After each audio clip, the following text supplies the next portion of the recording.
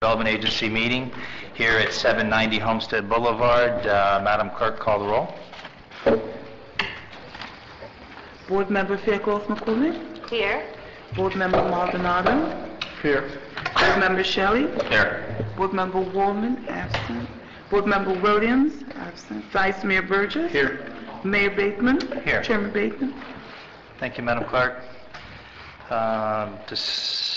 Deletions, deferrals, additions. Do we have any deletions, deferrals, or additions? Okay. Discussion, item 1, tab 1, car number 496, not-for-profit grant evaluation committee recommendation. Move 496. Thank you. Second. Thank you. Staff? Staff requests direction regarding the recommendations made by the Non-for-Profit Evaluation Committee. Any changes approved by the board will be implemented during the non-for-profit grant cycle for the 2012-2013 fiscal year. On April 12, 2011, the CRA Board unanimously approved Resolution CRA 2011-05-06, creating a non-for-profit grant evaluation committee, charging them to review grant applications and make recommendations to the CRA Board regarding the award of grants. On May 9, 2012, the committee met to discuss the grant application and award process and draft recommendations to the CRA Board. The committee is seeking direction regarding the recommendations. Any change approved by the board will be implemented during the non-for-profit grant cycle for the 2012-2013 fiscal year. Furthermore, just to give you a brief history of other recommendations, what the committee came up with. On May 9, 2012, the CRA Non-for-Profit Evaluation Committee met with Councilwoman Patricia Faircloth McCormick and CRA staff to discuss the 2011-2012 non-for-profit grant application process, as well as come up with recommendations for the board for the next fiscal year's process. At the conclusion of the meeting, the committee agreed and voted to present the following recommendations to the board for next year's non-for-profit grant application process. Presentations are a requirement for an application to be considered complete. Fund requests are to be capped at $35,000 with a minimum of $10,000. Applicants are restricted to have an operating office within the geographical boundaries of the City of Homestead. Applicants are limited to allocating only a percentage of the awarded grant amount on administrative costs. The percentage should be determined by the board. Committee members are required to participate in a committee site visit to applicants' place of operations. These adjustments will be made to the next fiscal year application and dispersed to the public at the approval of the board. Thank you, sir. Discussion, comments, council? Yes, sir. Yes, Mr. Vice Mayor. I agree with all of them as a whole. The only thing that I see might be hard for everybody to get together is the committee members and to take time out of their day to go spend an hour if we have 15 or 16 applicants. Is that something we can break down to where like 3 applicants would go to one place and report back or something like that instead of requiring all of them to go? We had a very detailed and long discussion on exactly that point. In the end, the majority of the committee believed that to be fair to all the applicants, you would need all of them to get the same visit together. What happens is someone who goes to the soup kitchen. No, I understand that. They're going to be an advocate for the soup kitchen. Right. So it's not a level playing field, is what they felt, and they agreed that that the committee members, as part of the committee process, would agree to do this, and we would, rent the trolley and take them and coordinate as best we can. But they can't go as a whole, and Mr. Attorney, maybe you, and this was my other point. They cannot visit together because they'll be, or can they because they're an advisory committee? No, we would publicly notice it. It's been done in the past in the city where we've taken the council members on tours. You have to publicly notice it, allow for... Make sure. Okay. Yeah. We'd have to do a lot of logistics, but they felt that it was an important part of the process. Okay, as long as, okay. And I just wanted to make sure that we were looking at and making sure that was covered too. So, okay. Yes, sir. I mean, I agree. I just think it's going to be a burden on some of the committee members, and I hope that they're able to step up and do that. And if they're not, what's the contingency plan if a member can't go and then they show up at the meeting and they're very vocal for A, B, or C over whatever, what's going to be the remedy there? Well, if we do not get a quorum on the ride-arounds or the visits that day, then it's not a public meeting, we'd have to be very careful with the people who are with us. They can't ask questions. There's a lot that we'd have to look through in that process to just make sure that we're not violating the sunshine laws, so. But you raised the question about, are you going to allow the members to have say if they haven't been part of the visit? Correct. I think that's going to be your decision. I don't think I need to go into it now, but the details of how the board members communicate with each other, if that happens, we'll go over with you, with the staff, and make sure it's done properly. But we will need some direction on the question of if certain board members don't participate in the visitations, will they be permitted to have participate in the dialogue? Right. And that's one of my questions to the board up here. How do we make that fair, that somebody takes if they voted on this and they want to be a part of the recommendation board, how do we make sure that they go and follow through and do the proper legwork and all? So that when we do come back for their or they go back for the meeting of recommendations, that they're educated about what the people are asking for and all that. Through the mayor, Yes, please. I think they still can be a part of the discussion, because at the end of the day, it's a majority rule. So even if they don't attend the visit, they can still be vocal for or against the nonprofit, but it'll still be a majority rule when they ultimately vote. I think the question is the word require and what you really mean by that. Because, that's Yeah, to me, that needs to be clarified, because if they're required and they don't go, then how can they partake in the next step of the program, is my question. So is that word required something we want to leave in there? If everybody's comfortable with it, I'm very comfortable with I it. think it's But if it's required, then they have to go. right, but then it can be semantics. It can be strongly encouraged. So it's a matter of just changing the semantics. We can, I think, have a process where they all have to go and do a site visit. The question is, do they have to do it all together? You know, they have to. Require is different than advise, so just Right. we need some direction on that. It might be easier to say advise as long as you're comfortable with it, or encouraged, because it's tough to micromanage board members, and you really don't have a whole lot of authority over them unless you're willing to exclude them or remove them. So if that's not your intent, you might be better off with or strongly Encouraged. Okay, so if you're comfortable with Or strongly... recommend, whatever the word may be. I have one question there. Yes, Ms. Swallman, please. In the course of the meeting, how did the members feel about being required to attend the... It was my impression that a few of them felt that the site visits were a real good way to get a handle on what the nonprofit did. But the board, they have busy lives. This is a volunteer board, and some people just weren't able to get there, and some wanted to do away with them completely. It was either an all or nothing kind of discussion. I do know a couple of your colleagues were there, so that was my impression, that the discussion we had was either we're all doing it or we're not, because it's unfair when we get to the evaluation portion of Well, it. then I would strongly suggest that we change the verbiage to encourage or advise, because required, I agree, if it says required, then to me they shouldn't be allowed to vote. So I would just change the language now, as Councilwoman said,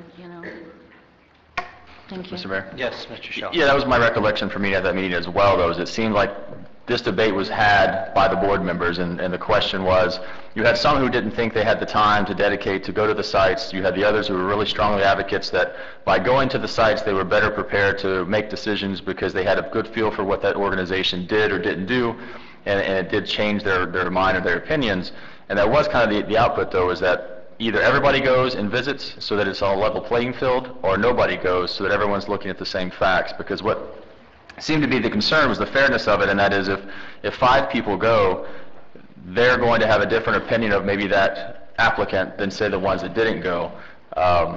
And so that was kind of, I guess, the idea of their recommendation, was that either we all go or nobody goes, so that it's fair across the board. So the only concern with changing it to strongly encouraged or advised, is then you're back to that, what if nobody decides to go?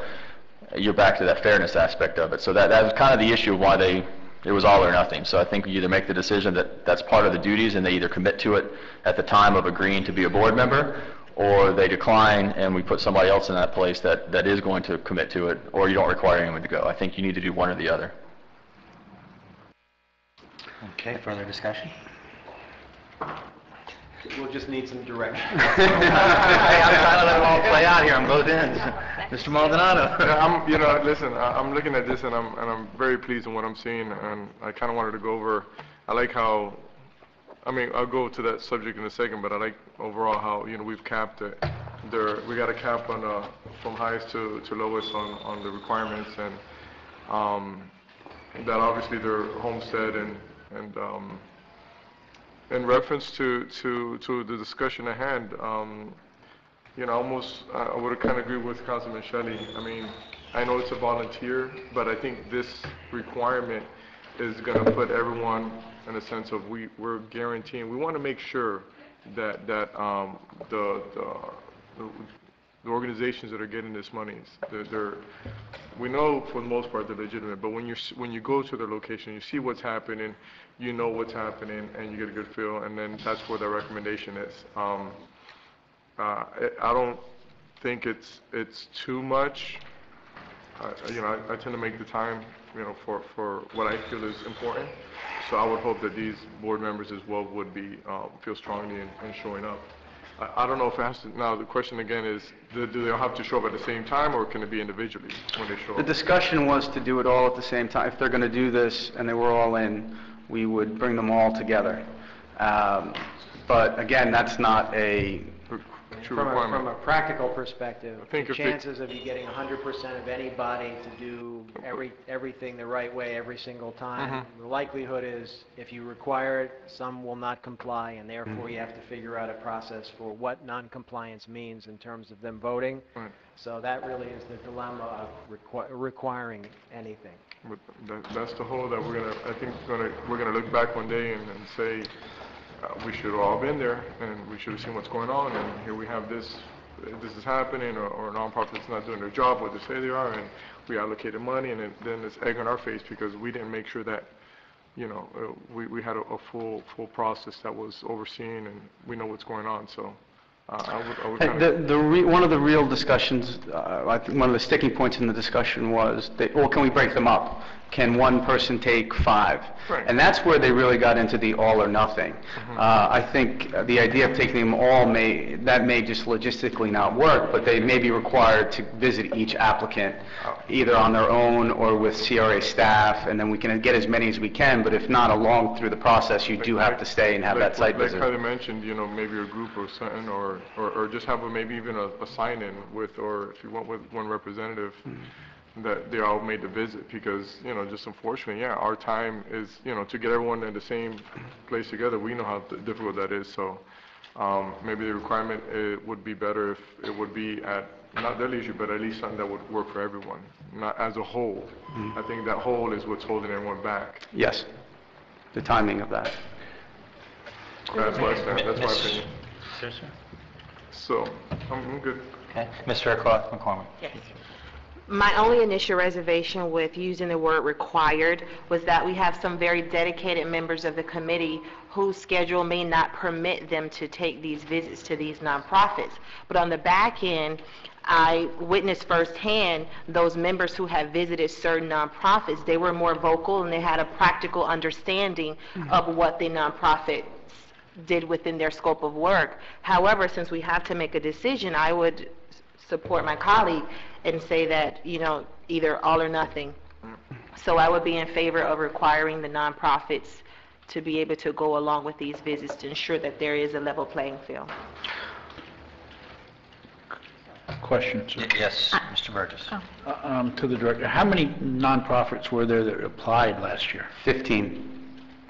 So if you're You're really looking at 1 hour... 2 days of work. Yes. Yes. And is that a doable schedule by the time the applications come in to get these people together and then to get the I'm looking at the whole time of when the applications are due, when the visits would take place to whoever the board is at the time of whenever, taking a look at that. Is that a doable schedule? It would take, logistically, it would take some work. It's 15, if we get 15 or 20 applicants and we have 7 people. Because, I'm for it, but I think, we've got to remember that these are not volunteers, because we put their name down, but these are people that will have to take 2 full days off from their life or their work schedule with no pay. So we just got to be aware of that too, as we put that word required in there. Well, we do have the presentation portion of this. Currently, the presentations aren't required. So we've had a couple of applicants not give a presentation, and the thought on the board, some people, the committee, believe that we should just look at the applications and just score the applications. But other members felt that they should be able to, give their case to the board, and it was a way for the committee to get a better understanding of the non-for-profit. So they want to make the presentation a requirement. If you do not present, your application is incomplete, and you can't get a grant. And I'm for that. Perhaps we have an order to this, and where they come in, do a presentation, the board meets, and if they want to take somebody off the list and they don't feel at that time that they're not somebody that they want to go visit or whatever, and they could par the list down, As they narrow it down? narrow it down to who they think they are going to give money to. Or I'm just trying to be, and I see that the fellow that I put on the board is here, and I know for him to take 2 days off from work is a burden on him. So I want to make sure that we're being fair to everybody, to the applicant and to the people that we have sitting on the board.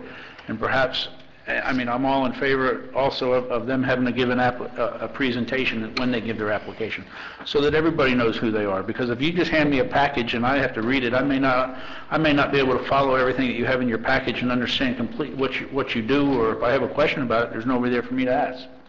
So perhaps we make an order of things, and then as we narrow it down or something, then that would be the people that we visit. Just a suggestion. Mayor? Yes, Ms. Wellman. Through the chair, I just want to make sure I understand. Ms. Fairclough, as chairwoman, were you saying that you felt that they should be required to go Visit. and then if they don't do the visit, then they're not part of the vote?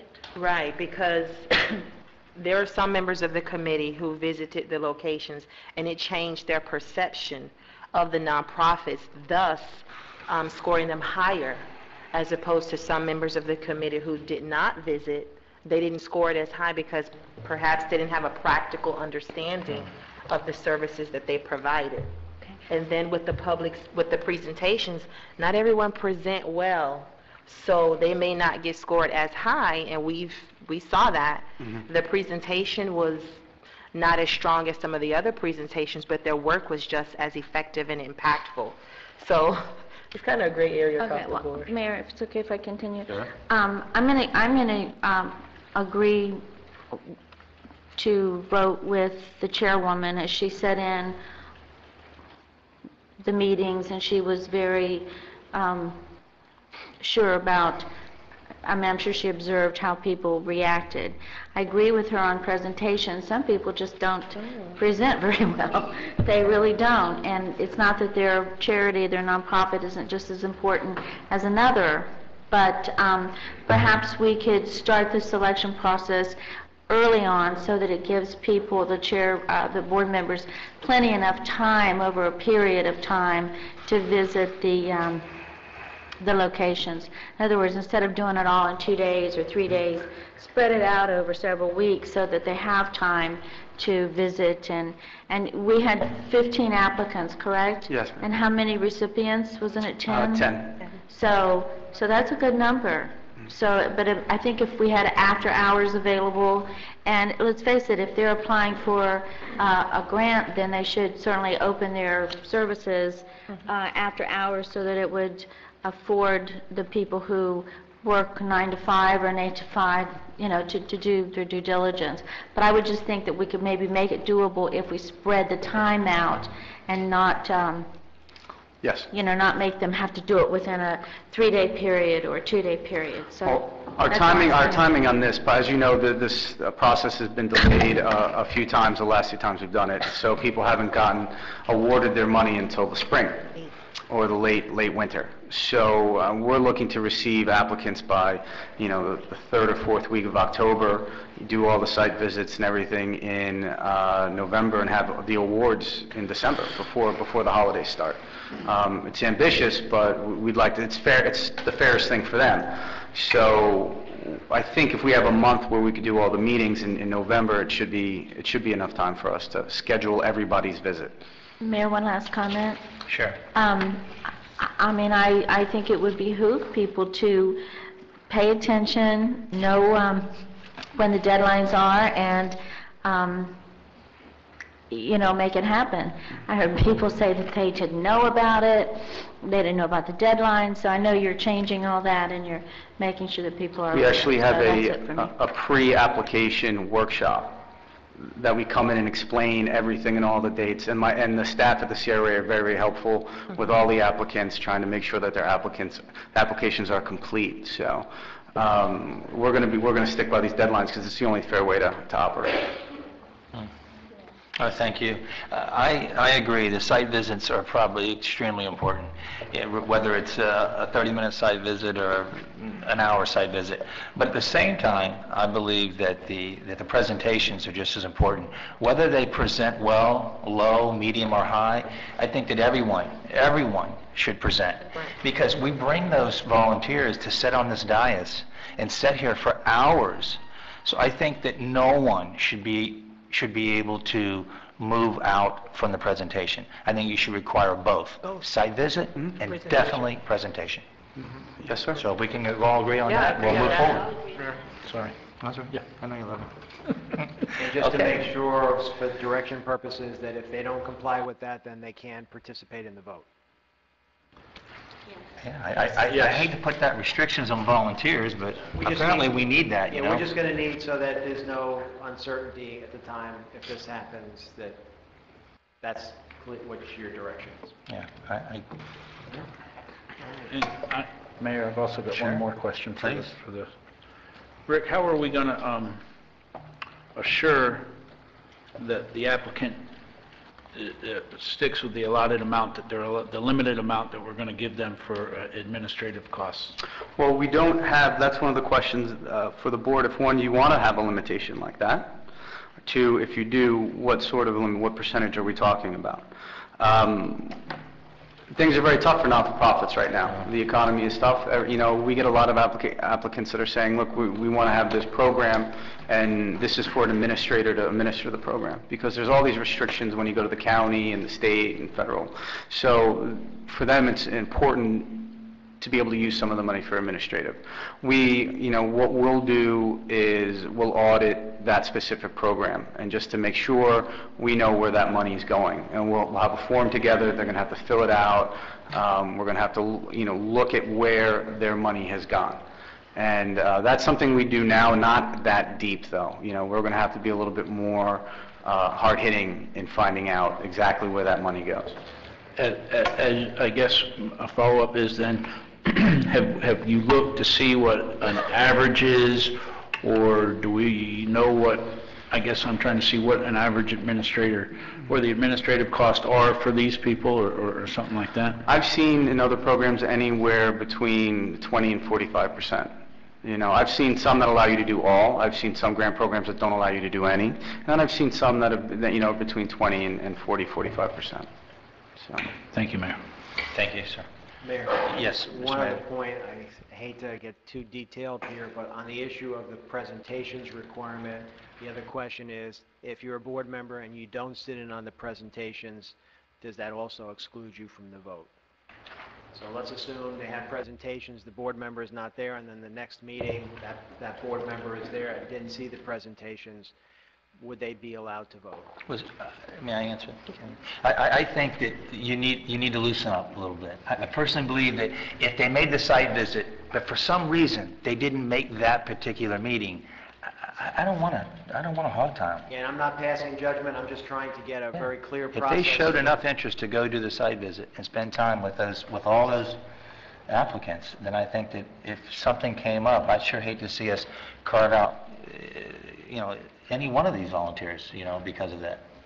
I don't know. I just need some direction. Mr. Mayor? Whatever you guys decide is okay by me. I don't want to be that tough, but that's my opinion. Yes, Mr. Mayor, my understanding of the process, though, just like last time, is that this is just a recommending board. They make a recommendation to us, we make the final decision. So, just like last time, someone had a problem with the process, and they came up and presented their case, and we made the decision. So for me, if a board member misses a presentation, even a site visit, but let's just stick with the presentations, and they score an applicant, I, as the decision maker, and us as the council as the decision makers, can look at that person's score and either discount it or weight it accordingly, however we choose to do so, in making our decision, so that if that person shows up and says, 4 of you didn't see my presentation, and I got a low score for those 4 people, we can take that into account, hopefully override the decision of the committee. So I think as the final decision maker, I don't have a problem if there's a legitimate reason for a board member missing a presentation and then somehow outlawing them from voting. I think that is a little too strict and going too far with a volunteer committee. That's my position. Ditto. Okay. 3 dittos. I agree. 4 dittos. 5 dittos. That's direction. Question, if I may, sir, then. Yes, sir. When we receive the package from the committee, we'll have each committee members, and you can label them A, B, C, D, E, so we don't, whatever. But we'll see each individual score given to us. Yes. Not just an accumulation of whatever their average is.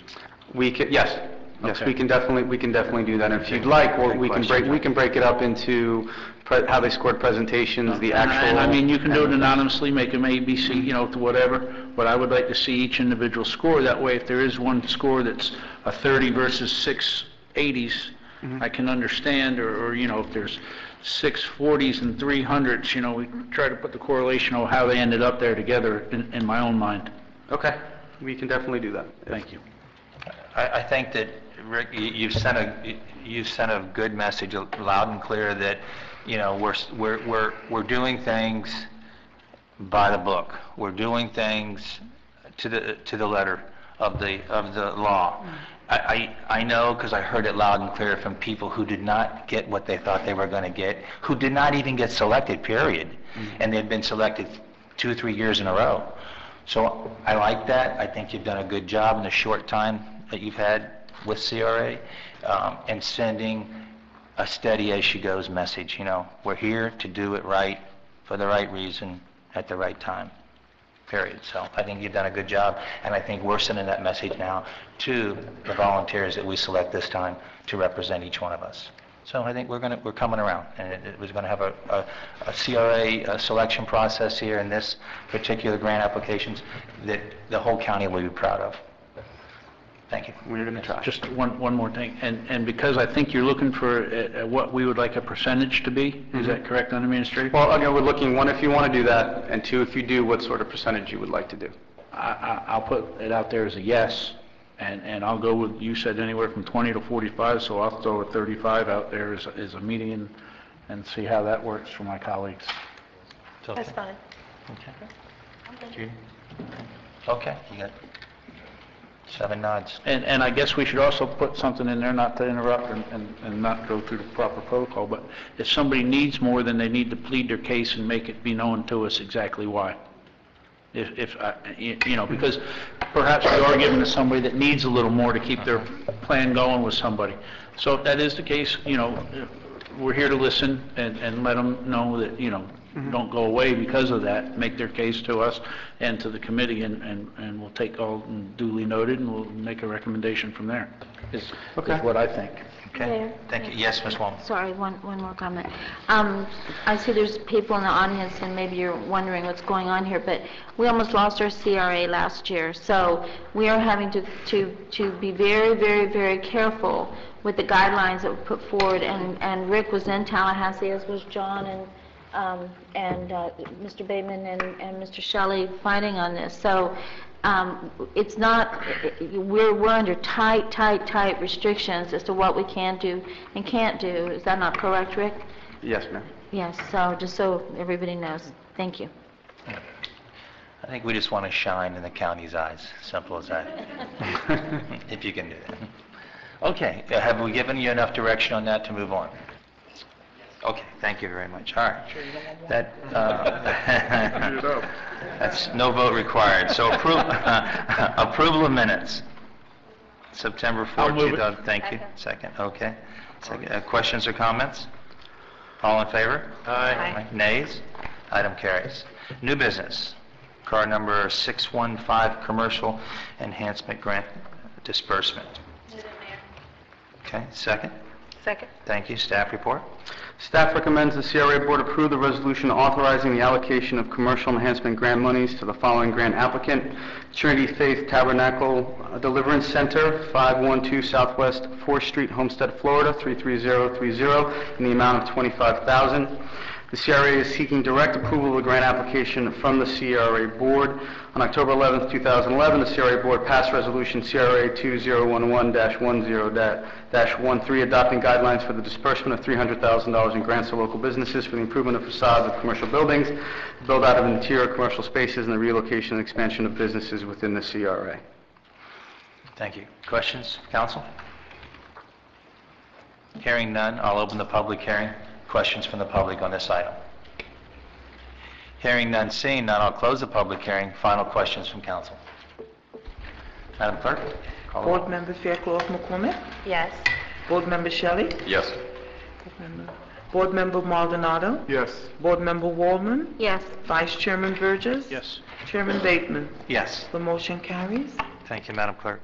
All right, next item, reports. Any reports from anyone, CRA? Okay, public comments on CRA? Yes, sir, please, come to the podium.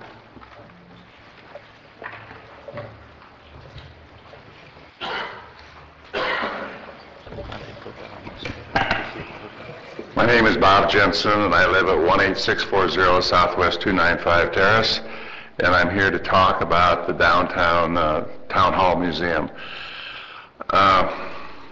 Last year, we did not receive our funding until April, which meant that Ruth, who is our sole major expense, was not paid for the first 6 months of the year, which is really, she just can't do it, and she can't do it now.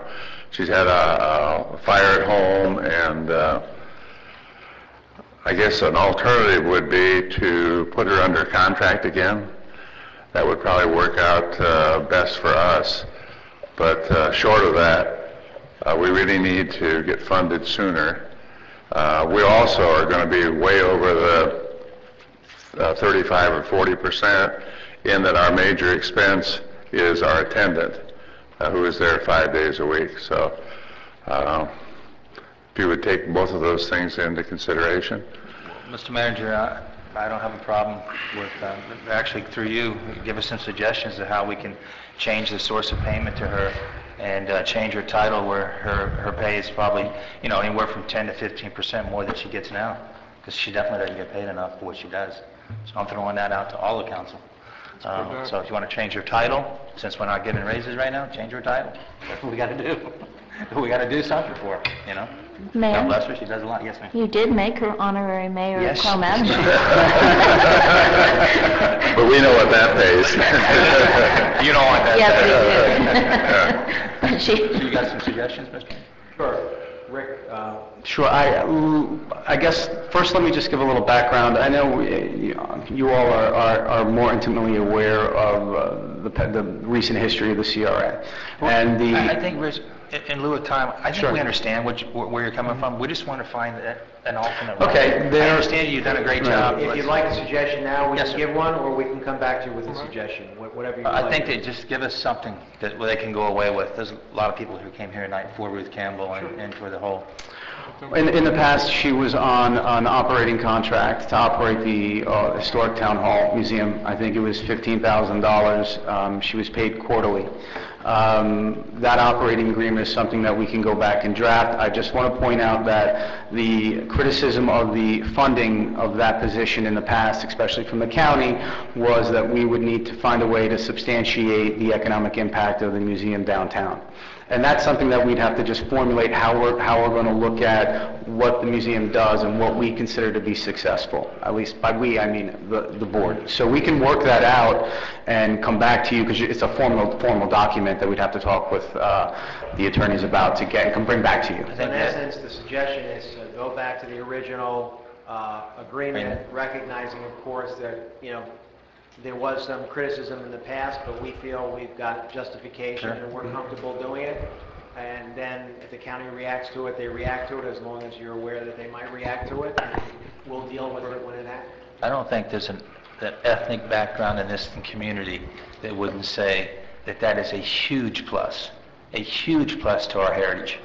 And I believe there's a strong argument there. So with that, if we'll try to work on something for all of us by next council meeting, which is a week from Wednesday, a week from tomorrow, come back with something for us. That should be enough time. Is that satisfactory? Yeah, and I'd be happy to work with Rick to provide some of that information, because it is more than a museum, and Ruth is more than a museum attendant. She's like the heart of the downtown, and she's, anytime there's something going on, she's there. She opens early, she stays late, she's there in the evening, and so we need to continue that and maybe even enhance it. I offered the enhancement. Thank you. You're welcome. Thank you, Ruth. Thank you. Thank you, Ruth. That was for Ruth, of course. Yeah. Thank you, Ruth. Motion. Move it. Move it. Second. Okay. All in favor? Aye. All right. Any final public comment? Hearing none, seeing none, call for adjournment. Move into our CRA. Motion to adjourn? Okay. All in favor? 5 minutes. We'll move into our committee of the whole meeting.